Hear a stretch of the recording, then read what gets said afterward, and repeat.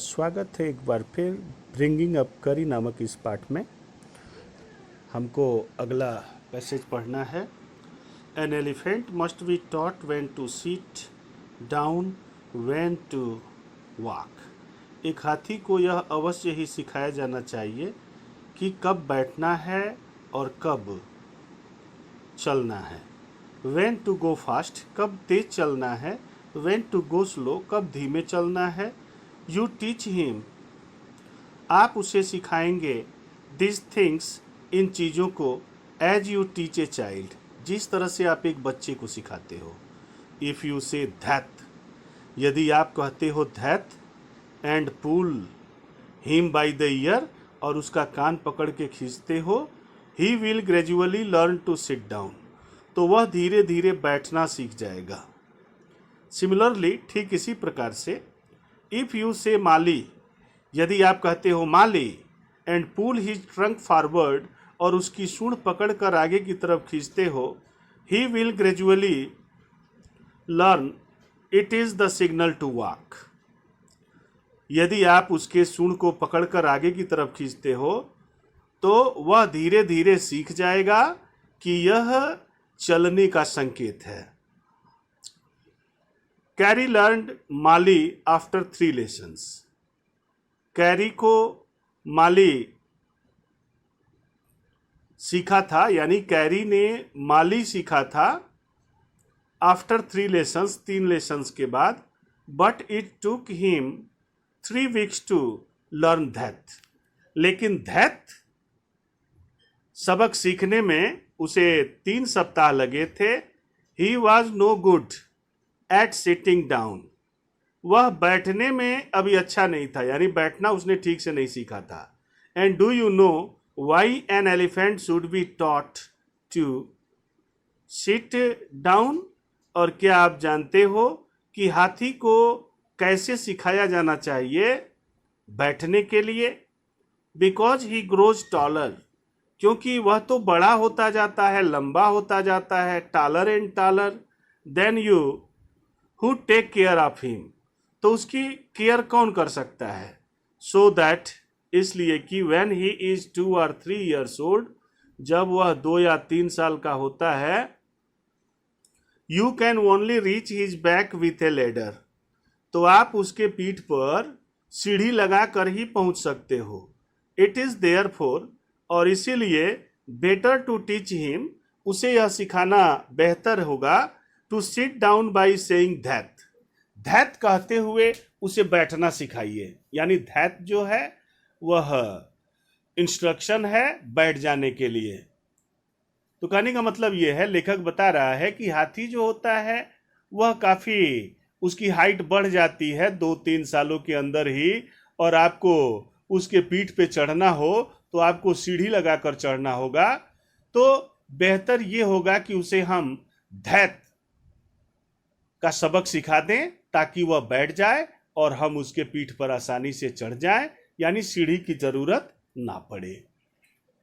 For who want to carry a ladder around all the time, भला कौन चाहेगा कि हाथी के पीठ पर बैठा सीढ़ी को ढोया करे। कहने का मतलब, उतरना हो तो सीढ़ी लगा के उतरे और चढ़ना हो तो सीढ़ी लगाकर चढ़े। इससे बेहतर है कि उसे दैट सबक सिखा दिया जाए, जो कि बैठ जाने का संकेत होता है। The most difficult thing to teach an elephant is the master call. हाथी को सबसे कठिन चीज यह सिखाना होता है मास्टर कॉल, यानी मास्टर कॉल सिखाना बहुत ही कठिन सबक होता है, कठिन लेसन होता है। He generally takes 5 years to learn it, वह सामान्य रूप से इसे सीखने में 5 साल ले लेता है। ये ठीक से सीखने के लिए क्या मास्टर कॉल सबक को ठीक से सीखने के लिए वह लगभग 5 साल ले लेता है। The master call is a strange hissing, master call क्या है, एक विचित्र प्रकार की फुफकार है, जैसे सांप फुफकारता है। Howling sound as if a snake and a tiger were fighting each other, जिस तरह से सांप और टाइगर एक दूसरे से लड़ते हैं और उस समय जो सांप फुफकार छोड़ता है, ठीक उसी फुफकार के तरह से यह एक हिसिंग होता है। And you have to make, और आपको करना होता है that kind of noise in his ear, उसके कान में उस तरह की आवाज, यानी उसके कान में फुफकारने की आवाज आपको देनी होती है। And do you know what you expect an elephant to do when you give him the master call, और क्या आपको अनुमान है, क्या आप जानते हो जब आप एक हाथी के कान में मास्टर कॉल दोगे तो वह क्या करेगा? क्या आप इस बात को जानते हो? If you are lost in the jungle, यदि आप जंगल में खो जाते हैं, and there is no way out, और बाहर निकलने का कोई रास्ता नहीं है, एंड एवरीथिंग इज ब्लैक, और चारों तरफ अंधकार ही अंधकार है, एक्सेप्ट द स्टार्स, तारों को छोड़कर, एबव, आकाश में, you dare not stay very long anywhere, तो इस स्थिति में आप लंबे समय तक कहीं भी रुकना पसंद नहीं करोगे, अर्थात आपकी हिम्मत नहीं होगी। The only thing to do then is give the master call, and at once the elephant pulls down the tree in front of him with his trunk. तो कह रहा है कि if you are lost in the jungle, यदि आप जंगल में खो गए हो, and there is no way out, और बाहर निकलने का कोई रास्ता न हो, एंड एवरीथिंग इज ब्लैक, और सब कुछ अंधकार ही अंधकार हो, एक्सेप्ट द स्टार्स एबव, आकाश में तारों को छोड़कर, you can not stay very long anywhere, तो ऐसी स्थिति में आप कहीं भी लंबे समय तक रहना पसंद नहीं करेंगे।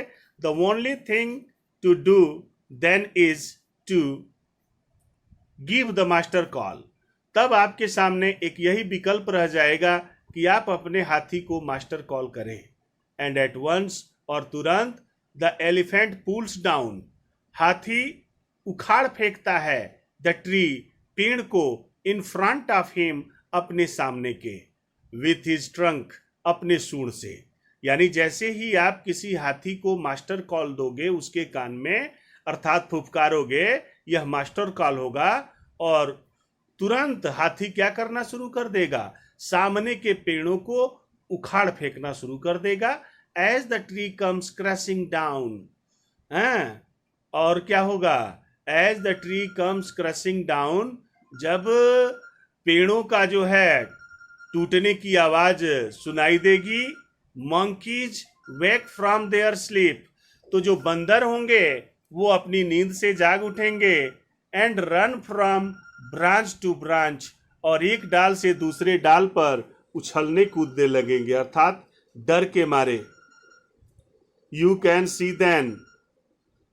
See them in the moonlight, आप उन्हें मूनलाइट में देख सकते हो। And you can almost see the stages running in all directions, और तब आप देखोगे 12 सिंघे को चारों तरफ दौड़ते हुए।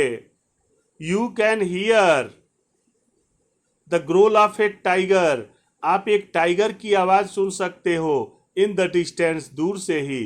इवन ही इज फ्राइटेंड, हालांकि वह भयभीत होता है। Then the elephant pulls down the next tree, और उसके बाद एलिफेंट क्या करता है? अगले पेड़ को भी उखाड़ फेंकता है। एंड द नेक्स्ट, और एक एक करके वह सामने के सारे पेड़ों को उखाड़ फेंकता है और आपके लिए रास्ता तैयार कर देता है। कह रहा है he has made a road right through the jungle, और इस प्रकार से आपका हाथी आपके लिए रास्ता तैयार कर देता है, स्ट्रेट टू योर हाउस, सीधे आपके घर तक का। तो मेरे प्यारे बच्चों, आज आपका ये ब्रिंगिंग अप कैरी नामक पाठ समाप्त हुआ, और कल मैं इसका क्वेश्चन आंसर आपको भेज दूंगा। It is all for today, next tomorrow. Thanks.